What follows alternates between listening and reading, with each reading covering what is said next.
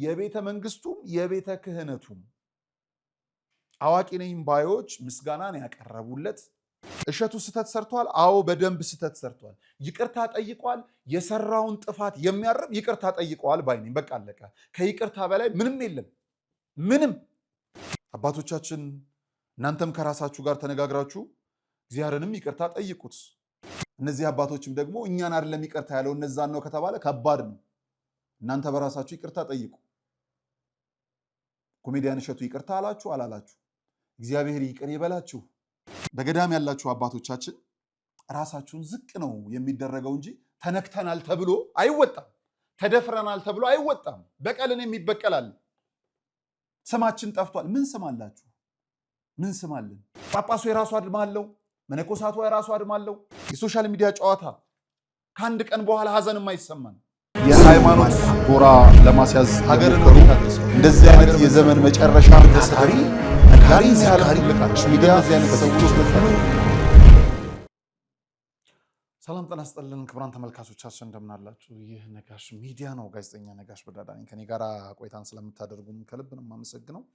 ዛሬ የምናያቸው በጣም የሚያስገርሙ የሚያስደንቁ ነገሮች አሉ። ብዙ ነገር ላይ እንግዲህ ተመልክተናቸው የማናውቃቸው ግን ደግሞ ሲቀርቡ በጣም የምንወዳቸው አባት ብፁዕ አባታችን ብፁዕ አቡነ ናትናኤል ዛሬ ይዘናቸው ቆይተናል። በጣም የሚያስገርም አንድ ተአምር ይነግሩናል። ከእሳቸው ጋርም እንግዲህ የተወሰነ ቆይታን እናደርጋለን። ከዛ ባለፈ ደግሞ ቄስና ንብ እንግዲህ አንድ ናቸው ሲሉ የተናገሩት አባ ገብረ ኪዳን ምን ሊሉ ፈልገው ነው ብለን ሌላኛው መነጋገሪያ ጉዳይ ይዘናል ማለት ነው።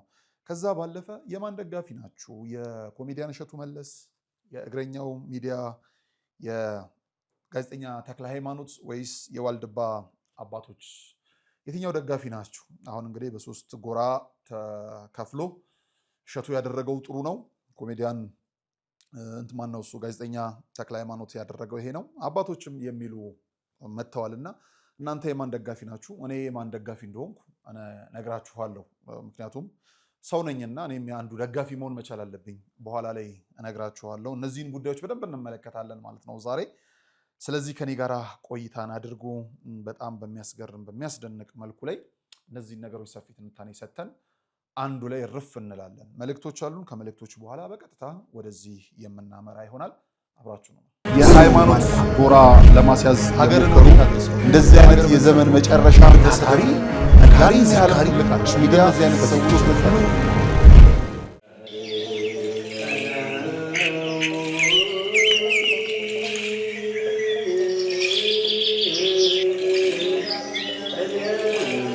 ሐዋርያት ጸጋ መንፈስ ቅዱስን ከተቀበሉ በኋላ ዓለምን ዕጣ ተጣጥለው ተከፋፍለው ዞረው ከማስተማራቸው አስቀድመው የሥራቸው መጀመሪያ ጾምን አድርገዋል። እናም ለሥራችን መጀመሪያ ለሕይወታችን ጉዞ ጾምን አስቀድመን በገዳም ያሉ አባቶቻችንን በማስታወስ በመባ በስጦታችን ምጽዋታችንን እናስከትል።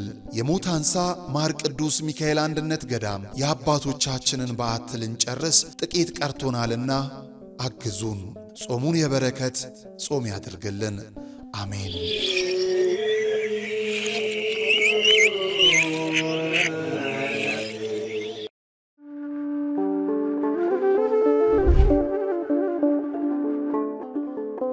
በዘመን ብዛት እርጅና ተጫጭኖት በሰው ማጣት መቅደሱ ለፈረሰው ጣጃ አቦአቡ የገብረ መንፈስ ቅዱስ ማን ነው ቀድሞ የሚደርሰው? ምድሩ ለምለም ሀገሩ የጀግና ጦርነት ፈተነው እንጂ የማያውቅ ልመና። ዛሬ ግን አዛውንቶቹ ጉልበት ከርቷቸው ወጣቶቹ ግራ ገብቷቸው የአቡዬ ቤተ መቅደስ ሊፈርስ ተቃርቧልና ስለ አቡዬ ብላችሁ የጻድቁን ቤተ መቅደስ እንገንባ።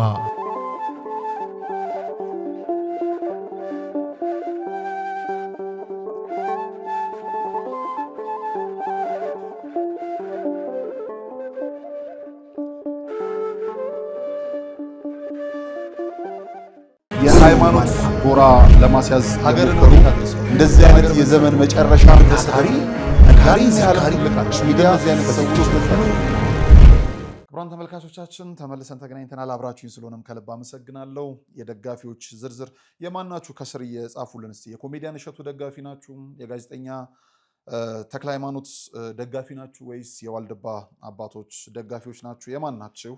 የኔን የማን እንደሆንኩ እነግራችኋለሁ። ከዛ በፊት ግን 1 2 3 ብለን አንዳንድ ጉዳዮችን እንመልከት። ይሄ ጉዳይ እንዴት ተነሳ፣ እንዴትስ ተነሳ የሚለውን ነገር በደንብ እናስብበትና ግርግሩ እንዴት መጣ፣ ስራ የሌለን ሰዎች ደግሞ ከስራ ከሰጡን ሰዎች ጎን እንዴት ቆምን የሚለውን ነገር በደንብ እንመለከተዋለን። ኮሜዲያን እሸቱ መለስ እንግዲህ በድንቅ ልጆች ወደ ሶሻል ሚዲያውን ተቀላቅሎ ሲመጣ የሶሻል ሚዲያውን ታሪክ በጣም እየቀየረ ብዙዎች በወቅቱ ያጨበጨብን እየሄድን ደግሞ እንደ እግር ሰዓት የበላን ልጁን ቴሌቪዥን ማየት አልፈልግም ብሎ ግን ልጆቹን ወደ ቴሌቪዥን አመጣ የሚል ሀሜቶችን ደግሞ በስፋት እያዳረስን የመጣን የብዙዎች የመበለጥ ስሜት ወሮን ለምን በለጠ በሚል አስተሳሰብ በጣም ጥቂቶች ደግሞ የነገ ትውልድ ተረካቢ ህፃናት ተስፋቸው አሳስቧቸው ህፃናት በዚህ ልክ መሆን መቻል የለባቸውም የሚል እንደው ስላዩት ብቻ የሚጠሉት ስላዩት ብቻ የሚወዱት ሰዎች የበዙበትን ክስተት ያስተናገደ ወጣት ነው።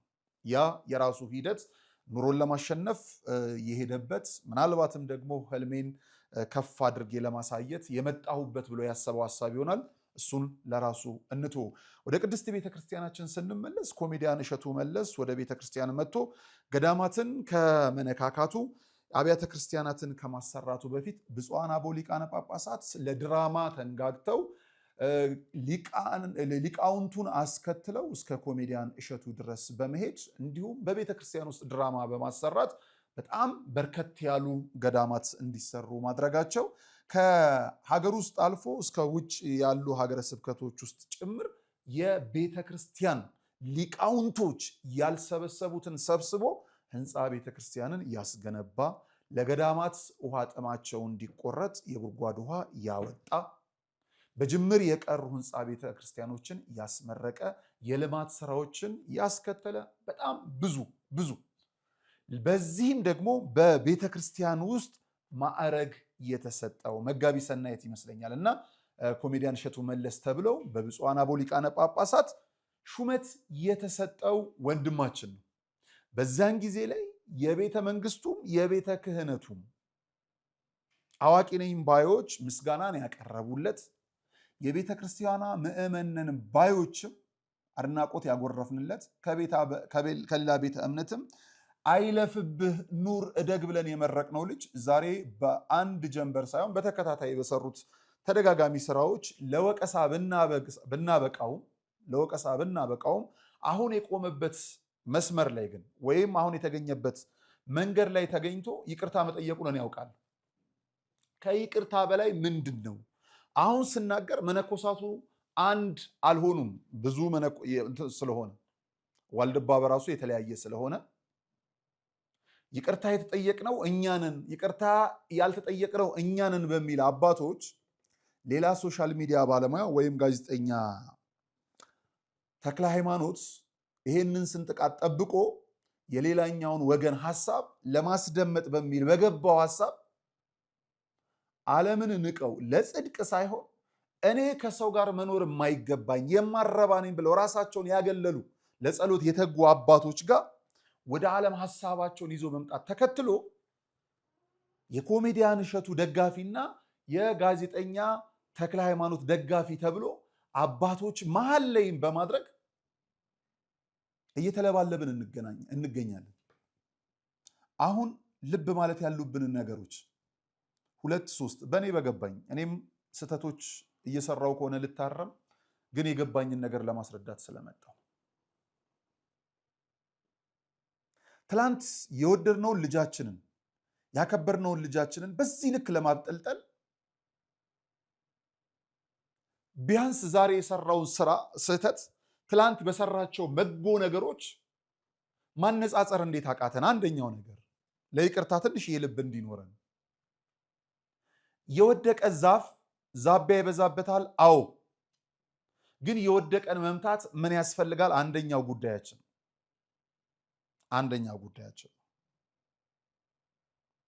እኔ እስከሚገባኝ እሸቱ ስህተት ሰርቷል። አዎ በደንብ ስህተት ሰርቷል። ይቅርታ ጠይቋል። የሰራውን ጥፋት የሚያርም ይቅርታ ጠይቀዋል ባይ ነኝ። በቃ አለቀ። ከይቅርታ በላይ ምንም የለም።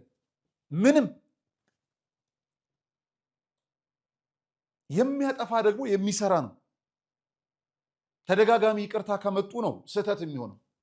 ማለት ለተደጋጋሚ ጥፋቶች ራስን እያጋለጡ ተደጋጋሚ ይቅርታዎች መምጣት መቻል የለባቸው። በዚህ ወቅት ግን እንደው ይቅርታን በይቅርታ ተቀብለን ብናልፈውና አጀንዳውን ብንዘጋው በጣም መልካም ነበር። በጣም መልካም ነበር። ሌላው በተለይ በቤተ ክርስቲያን ጉዳይ ስንጥቃቶችን እየፈለገ እነዚህን ለማስፋት እየሄደ ነው በሚል እግረኛው ሚዲያ ባለቤት ተክለ ሃይማኖት ሲወቀስ አያለሁ። እንደ ሚዲያ ስራው ችግሮች በተፈጠሩበት ቦታ ሄዶ ማጥራት ነው ሚዲያ፣ ምንም ጥርጥር የለውም። ከዛ ህዝቡ የሚፈልገውን ሊፈርጅ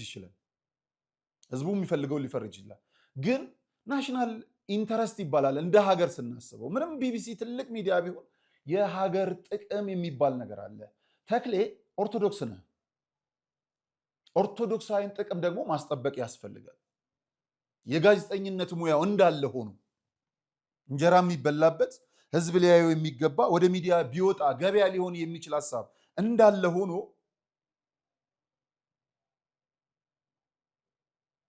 የቤተ ክርስቲያንን ክብርና ልዕልና ከማስጠበቅ አንጻር መታየት ያለባቸው ነገሮች ደግሞ አሉ። እንደ ስርዓት ስህተት ነው ብዬ አላስብም። ዋናው ነገር አጀንዳ መፈጠር አልነበረበት። አባቶቻችን መቻቻል ነበረባቸው። በሲኖዶስ ታይቶ ያልተፈታን ጉዳይ ወደ ምዕመን መጥቶ ከግል ውርወራና ስድብ ላልተገባ ግምትና ንትርክ ከመውጣት ባለፈ ምዕመን ይፈቷል የሚል ሀሳብ የለኝም። እግዚአብሔር እንዲፈታው በጸሎት የበረታችሁ አባቶቻችን እናንተ ነበራችሁ መታገል የነበረባችሁ።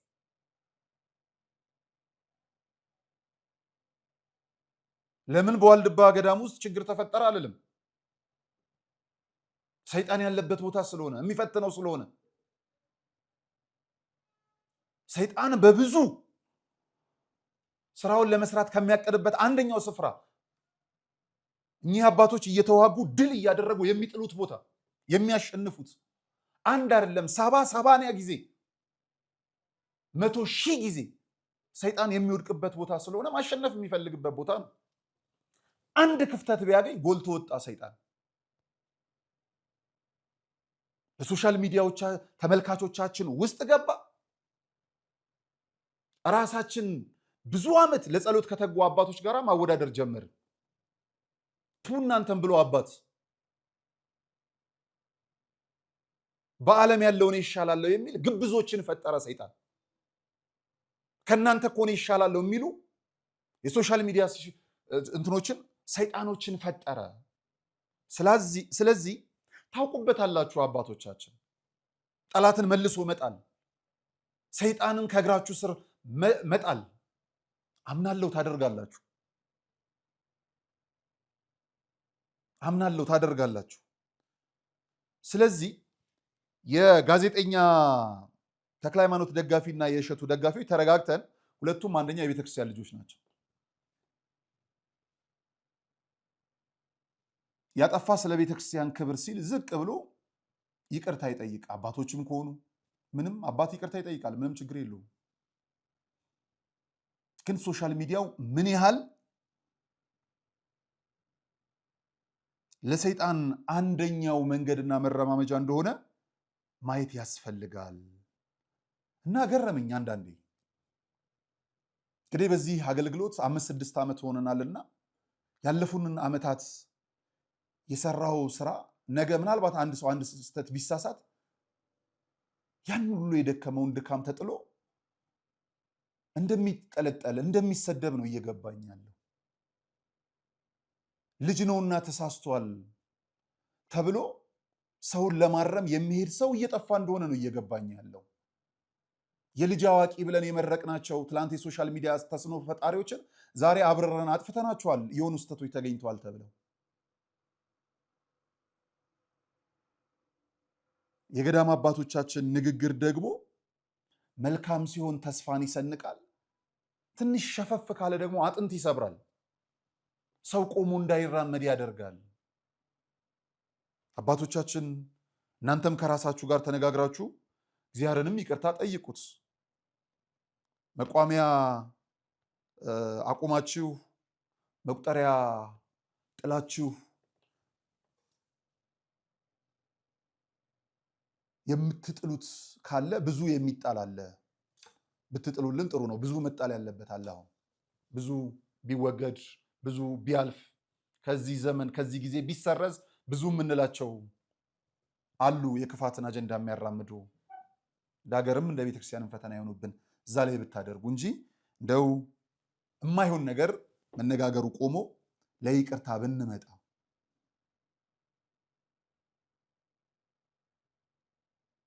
ስለዚህ እኔ አባቶችም ደጋፊ አይደለሁም። የኮሜዲያን እሸቱ ደጋፊም አይደለሁም። የተክለ ሃይማኖትም ደጋፊ አይደለሁም። ሰው ይሰራል፣ ይሳሳታል። በስተት ጊዜ ደግሞ ይቅርታ ንስሐ ነውና ማለት አለበት የሚለውን ነገር ነው የምደግፍ።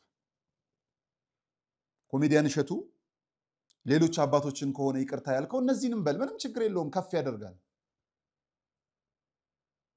እነዚህ አባቶችም ደግሞ እኛን አይደለም ይቅርታ ያለው እነዛን ነው ከተባለ ከባድ ነው። እናንተ በራሳችሁ ይቅርታ ጠይቁ።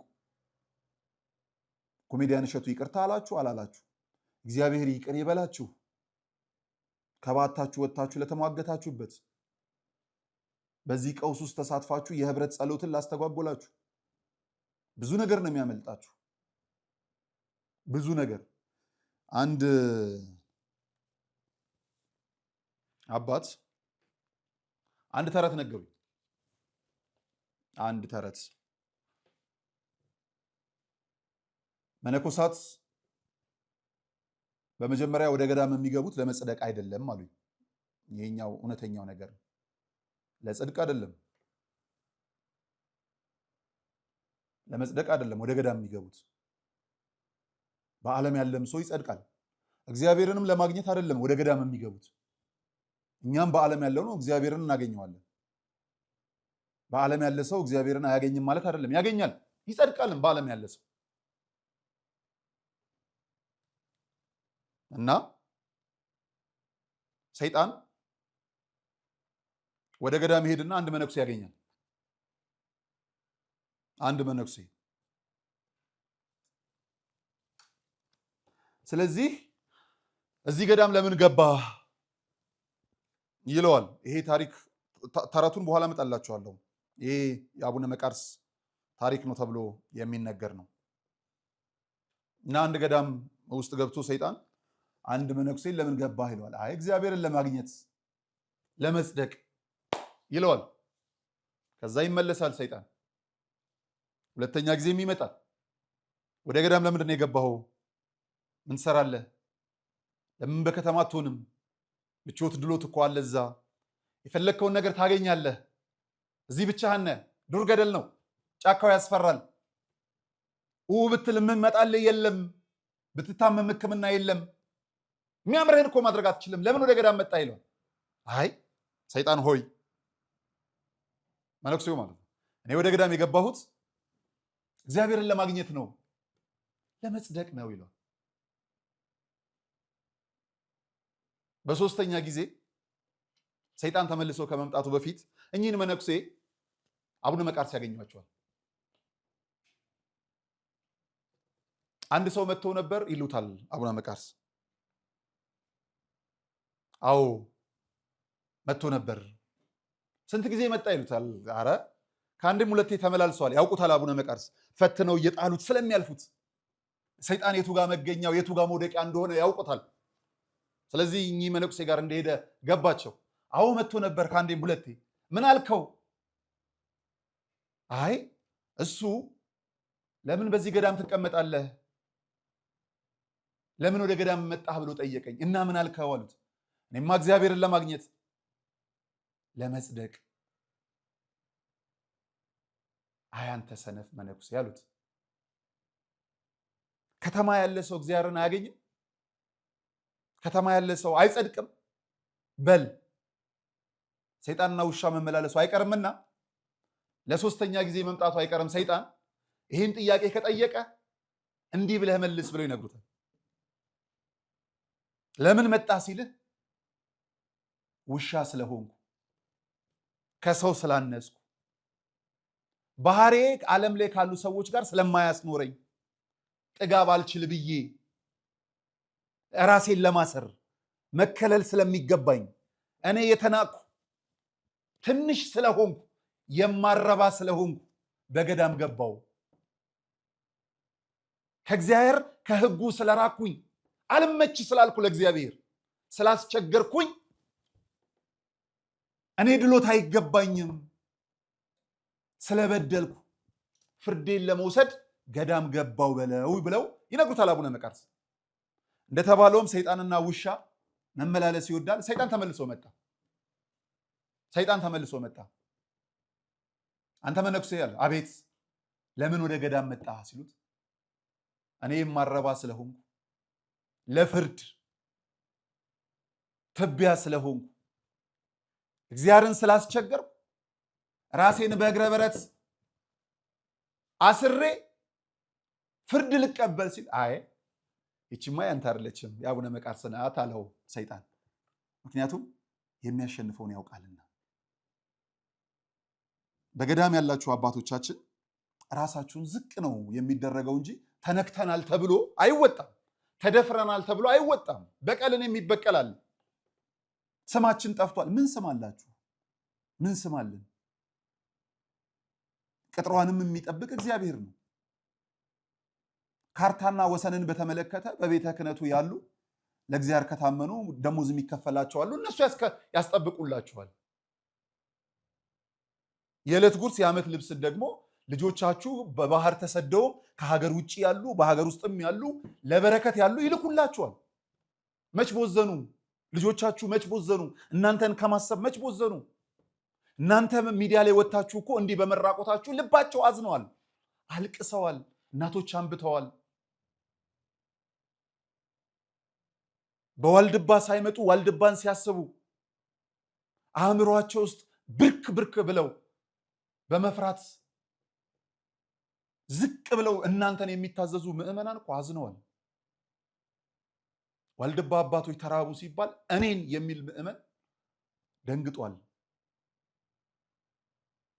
ይሄ ምዕመን እግዚአብሔር ያስቀመጠላችሁ ድብቅ ሰራዊት ነው።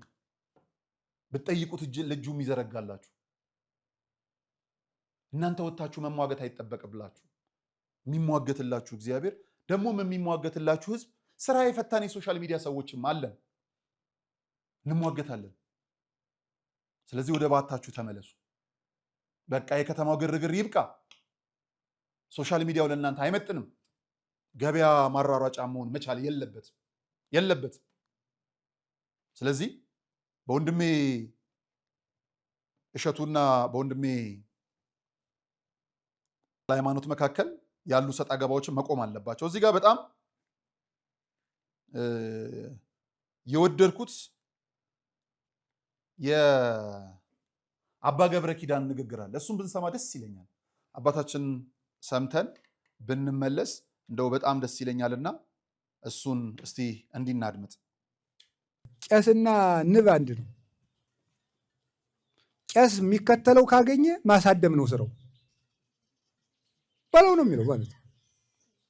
ቄስ መነኩሴ ሁኖ ማለት ነው። ይኸውን የመነኩሴ ስለሆንኩ ተመስገን ነው።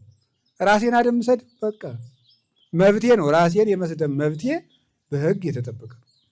አባ ገሌን እማይ ወለተ ሥላሴ አባ ገብረ ሥላሴ ወይም ወለተ ምን አላልኩ። እኔ አባ መነኩሴ አድማ ይወዳል። መነኩሴ አድማ ጅው እንደ ንብ። አንድ መነኩሴ ከተነሳ ሙላው ግር፣ አንድ ቄስ ከተነሳ ሙሉ ግር። እንዲሁ ምን ጉድ ነው! እና ምዕመናን ባይሆን አታጨብጭቡ እናንተ። እሺ ሴት የላከው ጅብ አይፈራም ሲባል ሰምታችኋል። ምን ፈሪ ቢሆን ሰው ቢሆን ሚስቱ አፈር ብላ ሱሪውን ስታጠቀው አታፈር ወንድ መሳይ ካለችው እንደምንም ሄዶ መግጠሙ አይቀርም። ምንም እንደ የፈለገ ፈሪው ሰውዬ እኮ ነው። ፈሪው ሰው ሄዶ አንገቱን እንዴት እንዲሁ ሚስቴ ፊት ጅል ልሆን ነው ብሎ አንገቱን ነው የሚይዘው ሄዶ። አጃቢ ካገኘ ማንም ሰው ደፋር ነው። ምንም ቀን አጃቢ ከተገኘ ምን ችግር አለ?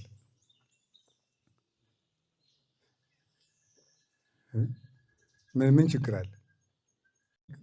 ገበያ ሲሞቅ እኮ ቆርቆሮና ብር እኮ እኩል ይሸጣሉ።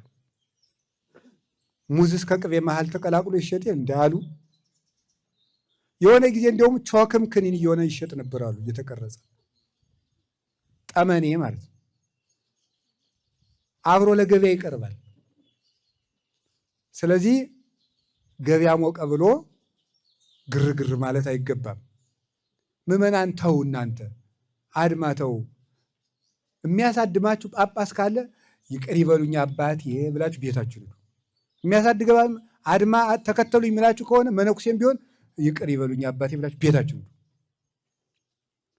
የሚያሳድማችሁ ቄስ ካለ ይቅር በሉኝ፣ እኔንም ቢሆን እንዳሰሙኝ። እኔ ለአድማ የምፈልጋችሁ ከሆነ አትምጡ።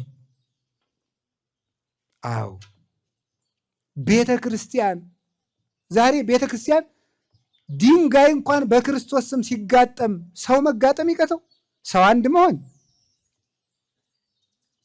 እንዲው ካህናት አንድ አይነት መስቀል ይዘው፣ መነኮሳት አንድ አይነት ቆብ አድርገው፣ ጳጳሳት አንድ አይነት አስኬማ አድርገው።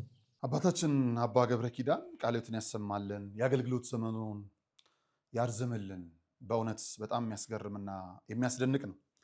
እዚህ ላይ የኔን ሀሳብ እመጣለሁ። አሁን ሁላችንም የኔ የሚል ብቻ አስተሳሰብ መጥቶናል። አሁን ቁጭ ብዬ ጠዋት ከቤት እየመጣው የማስበው ነገር ነበረና የኔ የሚል አስተሳሰብ ነው የኛ ቀርቷል። አንገት ላይ ማህተብ ያሰብን ኦርቶዶክስ ብቻ ነው የምናስበው። ሙስሊሙንም ማሰብ አለብን፣ ፕሮቴስታንቱንም ማሰብ አለብን፣ ኢአማኒኑንም ማሰብ መቻል አለብን። አማራ ከሆነ አማራን ብቻ ነው፣ ኦሮሞ ከሆነ ኦሮሞን ብቻ። እንደዛ በመጀመሪያ ሰው ነው፣ ሰውነት ነው ሊቀደም የሚችል። ሰው የሆነ ሰው ነው ኦርቶዶክስ የሚሆነው፣ ሙስሊም የሚሆነው፣ ፕሮቴስታንት የሚሆነው። ሰው የሆነ ሰው ነው አማራ፣ ጉራጌ፣ ትግሬ ምናምን እያለ የሚሄድ። መቆም መቻል አለበት። መቆም መቻል አለብን። ሰውነት እየጠፋ ነው።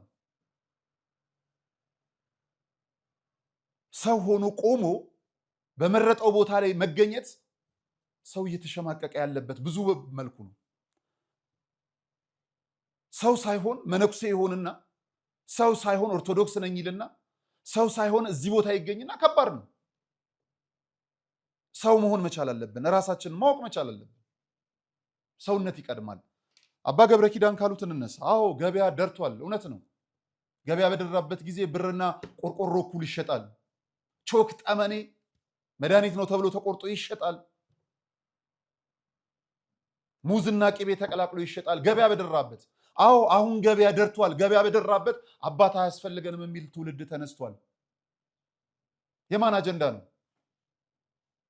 ብዙ ዓመታትን ወደኋላ ተመልሰን መጽሐፍ ጽፎ ያስቀመጡልን፣ ጊዜ ቆጥረው የጠበቁልን፣ ውስጥ ገብተው በማሳት ያስተማሩን፣ ዛሬ በሌላ ስፍራ ላይ የተቀመጡ ቀናቸው የደረሰ የቀበሩትን ፈንጂ እያነሱ እንደሆነ ለምንድን ነው የማይገባን? ገበያ ደርቷል። አባት አያስፈልግም። በምን ድፍረት? አንድ ወር ባልሞላ ለውጥ 30-40 ዓመት የኖረ ወጣት እንዴት ደፍሮ አባት አያስፈልገንም የሚለውን ከአንደበቱ ማውጣት ጀመርን? እንዴት ማውጣት ጀመረ? አባት ተሳስቷል፣ ሌላ ጥያቄ ነው፣ ይቻላል። የልጅነት ጥያቄ መጠየቅ ይቻላል። አባት አያስፈልገንም። በጣም የሚያሳዝን፣ የሚያስገርም፣ የሚያስፈራ ጊዜ ላይ ደርሰናል። ግርግር፣ አድማ፣ አድመኝነት። ጳጳሱ የራሱ አድማ አለው፣ መነኮሳቱ የራሱ አድማ አለው ብለን እንድናምን አድማን የሚፈልጉ ሰዎች ከስር ይቆሰቁሱናል። ዓለምን የማያውቁ መነኮሳት ዓለም የሚያውቀውን ኃጢአትና መከራ ይዘን ገብተንባቸው ንግግር ስተታቸውን እየሰነጠቅን እየተጠቀምን ነው። ብዙ የምንመለከተው አለ። አባቶችን በማያውቁት መንገድ የምናውቀውን ችግር ዩቲዩብ ይዘን ሶሻል ሚዲያ ይዘን ገብተን ገበያ ላይ ካሳጠናቸው በኋላ የወንጌል ገበሬ የሆኑትን መምህራንን የሚሰማ የለም። ጭቅጭቁን ብቻ ነው የሚሰማው። በጣም የሚያስገርም የሚያስደንቅ ነገር። ሰኞ ዕለት የተለቀቀ እኛ ጋር ቻናል አለ፣ በድምፅ የወለደች የሚል ስብከት። ቂልጦ ማርያም ተኪዶ ቂልጦ ማርያም ንግስ ላይ በሊቀ ሕሩያን መምህር ደረጀ ግርማ የተሰበከ የሚያስደንቅ ስብከት 1000 ሰው አላየው። 1000 ሰው አላየው። የመነኮሳ የዋልድባ አባቶች ደግሞ በእሸቱ ላይ እንደዚህ ያደረጉ እንዲያወሩ ምናምን ሚሊየንስ ለግርግር ራሳችንን አዘጋጅተን አቤቱ ማረን እንላለን። ለመማር ዝግጁ ነን ወይ? አይናችንን ከክፉ ነገር እኮ ማንሳት አለብን። ጆሮአችንን መክደን አለብን። ልባችንን ማቆም አለብን። ወደ ቅዱስ ቃሉ ተመልሰን ነው እሱን መለማመን ያለብን። ለበጎ ነገር የለንም፣ ጭቅጭቆቹ ላይ አለን። አትሊስት ይሄ ቪዲዮ ከዛ ስብከት የተሻለ ቪው አለው። ከባድ ጊዜ ላይ ነውና ለምን ብለን ለምንድን ነው የማንጠይቀው? ለምን ብለን አንጠይቅም? መጠየቅ አለብን። እስቲ እንመልከት 1 2 3 ነገሮችን። ኦርቶዶክሳውያን ያለፉትን ወራቶች ወደኋላ ተመልከቱና እንደ ሀገር የተሰጡን አጀንዳዎች ከኦርቶዶክስ ራስ የወረዱ ናቸው ወይ? በመጀመሪያ እንደምትመለከቱት ይሄ የዋልድባ አባቶች ጉዳይ ለ2 ለ3ኛ ጊዜ የመጣ ነው። ለ4 ለ5ኛ ጊዜ ይመጣል። በሚቀጥለው ሳምንትም አጀንዳ ሆኖ ይቀጥላል፣ ይሰጠናል። ሀገሪቷ አካሄድኩ ካለችው ከትልቁ ኢቨንት ከምርጫ ዕለት ጀምረን እንኳን እስቲ እንምጣ። የአርሲ ሞት ነበር። እኔም አርሲ ነኝ ምናምን ተለፈለፈ። አርሲ ሆኖ የተገኘ ሰው የለም። አንዳንዱ የሶሻል ሚዲያ ጀግናው እዚህ እንጦጦ ጫካ ላይ ሆኖ አርሲ ተገኘው ብሎ ሲያወራ የነበረበት፣ በቤቱ ተደብቆ ታስሬያለሁ ብሎ ሲጮህ የነበረበት የውሸት የሶሻል ሚዲያ ማድመቂያ፣ ሰዎቹን ግን ሞት ማባዣ ነበር የነበርነው። እዚህ ጫካ ውስጥ ተደብቆ አርሲ ላይ ነኝ መንገድ ላይ ነኝ ሲል የነበረውን አግንነን ሞታቸውን ረስተን የከረምነው የሶሻል ሚዲያ ጨዋታ። ከአንድ ቀን በኋላ ሀዘንም አይሰማን። ከመሀል ከተማው ራቅ ብለን ጋምቤላ አሶሳ ላይ ስንሄድ የአቡነ ሩፋኤል ግርግር ሌላ ቤተክርስቲያንን የሚመታ አባቶችን የሚያሳጣ ምዕመናኖች የተቸገሩበት አባት አስቸግሯል ተብሎ ክስ የቀረበበት አጀንዳ ከኛ አራቀም። ውስጡን ደግሞ የተሐድሶ እምነት እየበላን በጎጃም ላይ ቅባት እየገደለን እሱ አጀንዳ ሆኖ ሲመጣ አይመጣም፣ ይመጣል። ሌላ አጀንዳ ሆኖ ይመጣልን። ወደ መሀል ከተማ ስንመጣ በሀገረ ስብከቱ ሙስና ኡበል ግሬታ ምናምን ነገር፣ ወደ አናቱ ከፍ ስንል ወደ ጠቅላይ ቤተ ክህነቱ የቤት ግንባታ እንጂ የሰው ልጅ ሞት ያልተነገረበት ያልታወሰበት እኚህ ሁሉ አጀንዳ እዚሁ ህዝብ ላይ እዚሁ አማኝ ላይ የተጫነበት ለምንድን ነው? የሆነ የሚሸት ነገር የለም፣ ተቀጣጥሎ የሚያቀጣጥል ነገር የለም፣ ከላይ ሆኖ የሚመራ የሚያስተባብር ከታች ሆኖ እንዲጠፋ እየተሰራ ያለ ነገር የለም። ይህንን በምንድን ነው እሱ የምንሞግተው? በምንድን ነው የምናቆመው? ጅል እንዳትሆኑ። ዓለም የጣለውን ሰው የከሸፈበትን መሳሪያ አንሳር ልምምልህ። በልብህ ላይ ያለውን ዘልቆ የሚሰማውን ጸሎትን አሰማ። ጸሎትን እናሰማ፣ እናልቅስ። ይጸልያሉ ያልናቸውን እያስለቀስን፣ ይጸልያሉ ያልናቸውን ከበዓት አውጥተን ከተማ ለከተማ እያሯራጥን ጸሎት ተጓሏልና ቢያንስ በዚሁ በከተማ በቤታችን በገባንበት ለጸሎት በርትተን ይሄንን ክፉ ጊዜ ብናልፈው በጣም ደስ ይለኛል። አለበለዚያ የመጣውም እየመጣ ያለውም ነገር ከባድ ነው። ተስፋ የሚሰጥ አባት ለምንድን ነው ያጣነው? ተስፋ የሚሰጥ አባት መነኮሳት ከከተማ ይውጡ ሲባል እኔ ብሎ የሚጀምር እንጂ ግድ የለም ይሄ ልጆች ይሄ ጊዜ ብሎ የሚነግረን የለም። ጳጳሱ ይውረድ ይውጣ ሰልፍ እኮ እየተሰማ ነው። በህይወቴ ሰምቼ አላውቅም። ሰምተሽ ታውቂያለሽ? ጳጳስ ይውረድ ጳጳስ ይሹም አያገባንም። እኛ አሁን እኮ በእኔና በእናንተ ጊዜ እየሆነ ነው። ተው እንጂ ተስፋ የሚሰጥ አባት እንፈልጋለን። ከተስፋ አልፎ በእውነት የሚጨበጥ ነገር የነበራቸው አባቶች አሉ። ውሰዱ እነ ብፁዕ አቡነ ዮናስን፣ አዛውንቱ ቄስ እየተባሉ በሙስሊሞች ጭምር የሚወደሱ የአፋር ሙስሊም ዝናብ ሲጠፋበት ብፁዕ አባታችን አቡነ ዮናስ ጋር ሄዶ ጉልበታቸውን ስሞ አባ ጸልዩልን ብሎ የሚጠይቅበት፣ ልጆቼ ሂዱ ግቡ ብለው ልጆች ወደ ቤታቸው ሳይደርሱ ወደ ባታቸው ገብቶ ጸሎት ሲያደርሱ ዝናብ የሚዘንብበት በተግባር የምናያቸው እንዲህ የቅድስና አባቶች አሉን። ዛሬ ተስፋ እንኳን ግን እውነቱ ቀርቶ ተስፋ የሚሰጥ አባት አጣን። ከአንድ ቪዲዮ ላይ አቡነ ናትናኤልን ይሄ ንግግራቸው ወደድኩት። ምን አለ እንዲህ አይነት ተስፋ አሁን ቢሰጡን አቡነ ናትናኤል፣ ምን አለ ልክ እንደሳቸው ያሉ አባቶች ቢመጡልን። ዝም ባይሉ ቢያወሩን ንግግራቸውን ቡራኪያቸውን እንፈልጋለን እንሰማለን። እንዲህ አይነት ተስፋ ፈልጋለሁ። ነገሩ እንዲህ ነው። በአንድ ወቅት ኢንተርቪው ያደርጋሉ ብፁዕ አቡነ ናትናኤል ባደረጉበት ወቅት አይደለም ዛሬም ጭምር ልቤን የሚያረሰርስ እንዲህ አይነት ተስፋ ነው። ህዝብ ዝናብ አጣን ይላቸዋል አቡነ ናትናኤል። ቅድስና ኖሮኝ እናንተ የምትሉትን ነገር ማድረግ ባልችልም ጸልዬ ዝናብ ማውረድ ባልችልም ግን ሰው በተስፋ መኖር አለበትና ይሄንን ነገርኳቸው ይላሉ። እንዴት የተባረኩ አባት ናቸው! እንዲህ አይነት አባት ነው የምንፈልገው። እንዲህ አይነት አባት ነው የምንፈልገው። በጣም የሚያስገርም ስሟቸው በጣም የሚያስደስትና የሚያስቀና ተስፋ የሚሰጥ ንግግር። እንወጣ ያዙኝ፣ መኪና ያዙ አባታችን አሉ። አቤት ዝናብ ካጣን ይኸውና ከ4 ወር በላይ ሆኖናል። ከብቶቻችን እያለቁ ነው።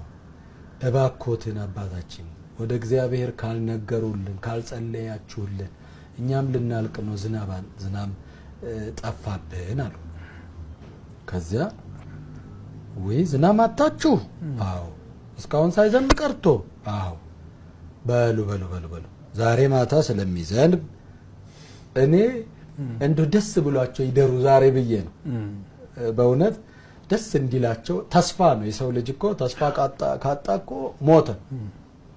ሰው በአባባልም አለ ያለ ምግብ ስንት ቀን መቆየት ይቻላል? ያለ ውሃም እንደዚሁ፣ ያለ ነፋስ ወይ ያለ እስትንፋስ ደግሞ የተወሰነ ስንት ደቂቃ ነው የተባለው? ያለ ተስፋ ግን 1 ሰከንድ መቆየት መኖር አይቻልም ይባላል። እንግዲህ ያው አባባል እና በተስፋ ደስ እንዲላቸው ብዬ ነው። ዛሬ ለምን ተደስተው አድሩም ብዬ በሉ ዛሬ ዝናብ ስለሚዘንብ ባይሆን በጊዜ ግቡ በጊዜ ግቡ፣ እንዳታመሹ በጊዜ ግቡ፣ በሉ ደህና ሁኑ፣ ይመጣል ዛሬ ብያቸው ጸሎት አድርገን ባርከን ሄድን። እነሱ ለለለለላሉ በቃ በጣም ተደሰቱ፣ አጨበጨቡ። ይመጣል በሉ ደህና ሁኑ ብዬ ሄድኩኝ። መኪና ውስጥ ገብቼ ከመነኮሳት አጠገቤ ያሉ እንደው እግዚአብሔር እውነት ቢያረገው አሁን ይሄ እንደው ምን ይባላል እያለ አይ መቼም እግዚአብሔር የሚሳነው ነገር የለም እንደ እምነታቸው ይደረግላቸዋል እያሉ መነኮሳቱ እየተጨዋወትን ሄድ። ልክ የሚሄድበት ቦታ ስደርስ ቤተክርስቲያኑ ጋር ስንደርስ ያው ከተማ ነገር ናት። ገባ ስንል ማካፋት ጀመረ ወደ ምንሄድበት ማለት ነው። ለካ እዛም ዝናብ አልነበረም እና ግቢው ስንገባ ልክ መኪናችን ከፍቶ ግቢ ስንገባ በቃ መስኮቱ ተከፍቶ የተለቀቀ ነው የሚመስለው። በቃ አጥለቀለቀው። እኔ ከመኪናዬ እንዴት ልውረድ? አውረጃ እስከማጣ ድረስ ተጥለቀለቀ። በኋላ አይ አምላኬ ለኔው ነው እንደ ያልኩት እኔማ ለነዚያ ነበር እንጂ ይሄ ዝናብ ለነዚያ ቢሆን ብዬ በውስጤ ተመኘው እና ወዲያው ደግሞ አባራ፣ ፀሐይ ሆነ፣ ታቦት አወጣን፣ መረቅን። በኋላ ምእመናን ይሄንን አይተው ሙስሊሞች ሁሉ አልቀሩ፣ ተሰበሰበ ህዝቡ።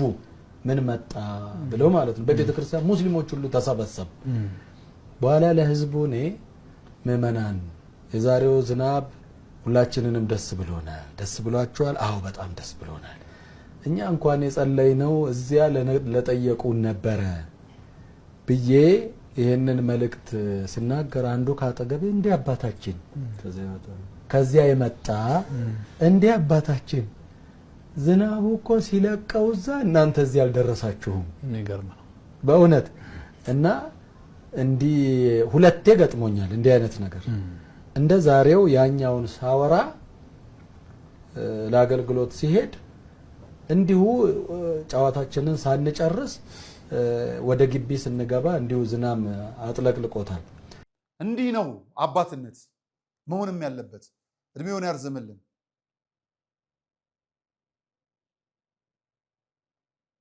አንድ ነገር አለ። ሰው በልቡ የተመኘውን ነው የሚያገኘው።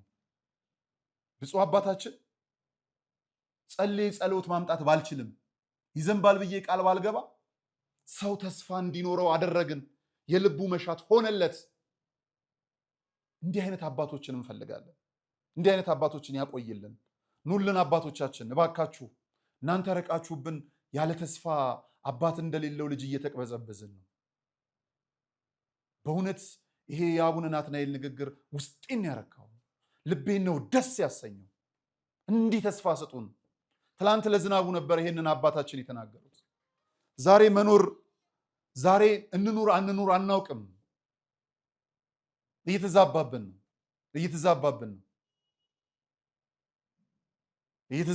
ነው። አቤቱ አምላካችን ሆይ አስበን። አባት እንደሌላቸው ልጆችማ አትተወን። ሁላችንም እግዚአብሔር እንግዲህ ያስበን፣ ሰላም ያደርገን። ሰላም እግዚአብሔር ከሁላችን ጋር። የሃይማኖት ጎራ ለማስያዝ ሀገርን እንደዚህ አይነት የዘመን መጨረሻ ታሪ ሲያለፍ ልቃች ሚዲያ እዚህ አይነት ሰዎች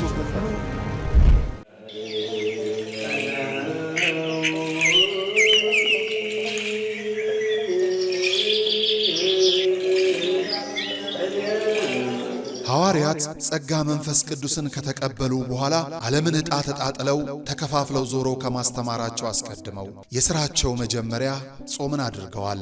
እናም ለሥራችን መጀመሪያ ለሕይወታችን ጉዞ ጾምን አስቀድመን በገዳም ያሉ አባቶቻችንን በማስታወስ በመባ በስጦታችን ምጽዋታችንን እናስከትል። የሞት አንሳ ማር ቅዱስ ሚካኤል አንድነት ገዳም የአባቶቻችንን በዓት ልንጨርስ ጥቂት ቀርቶናልና አግዙን። ጾሙን የበረከት ጾም ያድርግልን። አሜን።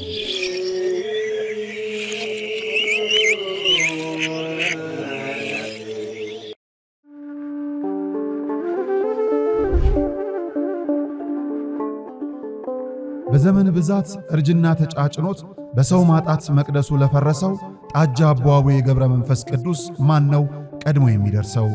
ምድሩ ለምለም ሀገሩ የጀግና ጦርነት ፈተነው እንጂ የማያውቅ ልመና። ዛሬ ግን አዛውንቶቹ ጉልበት ከርቷቸው፣ ወጣቶቹ ግራ ገብቷቸው የአቡዬ ቤተ መቅደስ ሊፈርስ ተቃርቧልና ስለ አቡዬ ብላችሁ የጻድቁን ቤተ መቅደስ እንገንባ።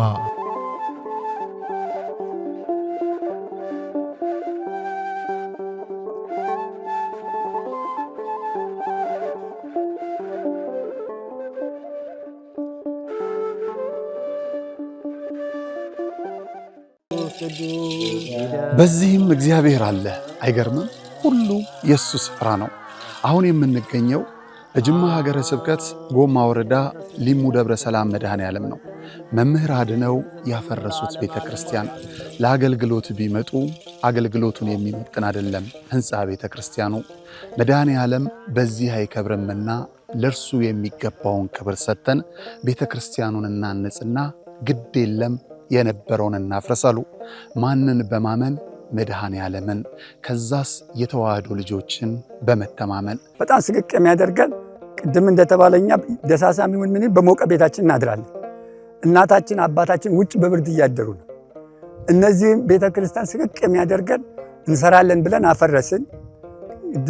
አባቶች በሰጡት ይዞት የነበረ የተሰራ መሬት በአይጥ በምስጥ በምናምን ፈራረሰው ወደቀ። የተሻለ እናደርጋለን ስንል ያው የአቅም ውስንነት የዚህ ያለው የኑሮ ውድነት ስላገደን አሁንም እኛ በጣም ውስጣችን የሚበላን አሁን በጣም አቅማችን በማነሱ እገዛ እንፈልጋለን።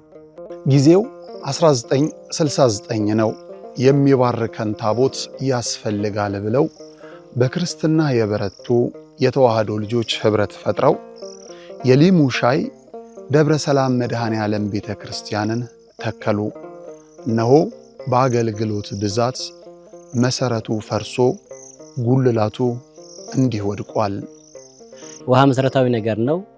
የአብነት ትምህርት ደግሞ ለቤተ ክርስቲያን መሰረታዊ ነገር ነው። ትክክል ነውና አሁን እነዚህ ልጆች እስካሁንም የተማሩትም አሁንም ያሉትን የሚያድሩበት የምታዩት ነው። መቃብር ቤት ነው የሚያድሩት።